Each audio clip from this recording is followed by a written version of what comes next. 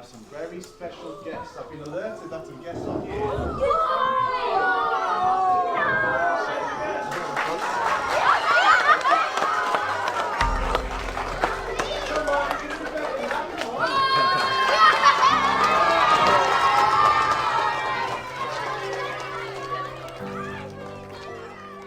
We're at the City Ground. We've been hosting a Show Racing Red Card anti-racism educational event with local primary school kids, and we've been very fortunate to have use the great facilities here. We've been doing a lot of work on anti-racism, okay, and throughout the morning, and they've prepared some very good questions about anti-racism. What's your question? How do you deal with racism?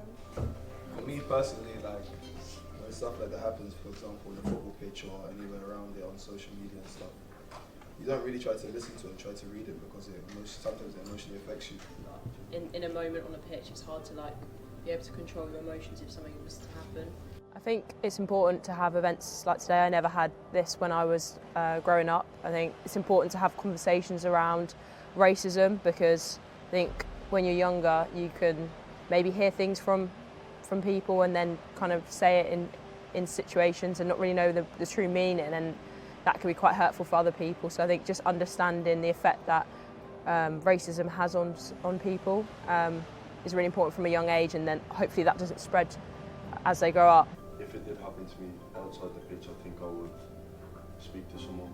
I think it's important to have people around you that you can speak to. Education really about it for me is going to stop it, and I think it's the uneducation that kind of causes it, in a sense that maybe people are saying things and behaving in a way that they don't understand, or they don't understand the effects it could have on a person. So yeah, I think one of the best ways to raise awareness for racism and discrimination is education. Especially with football, you know, football is society, you know, it shapes conversation, and we can use the high profile nature of ex-football players, current players, like what we've had today, to help spread the message so they can hear the message from parents or teachers even, but then it just adds a bit of, you know, it just maybe might stick in the minds longer if it's a player that they adore and they watch on a weekend. So yeah, that's why we use their high profile nature to help spread their message. I know the effect that it can have on an individual, whether that be kind of confidence playing or just confidence in general, and just your kind of value of yourself and your self-worth. And I think for people to understand the effect that it really has on people it's important, so that that people can improve and grow, develop as humans. So yeah, it's really important. It's a big driver for me personally into changing and stopping racism is the education of kids, and kind of sorting out that kind of the micro issues that inevitably stops the bigger issues in racism.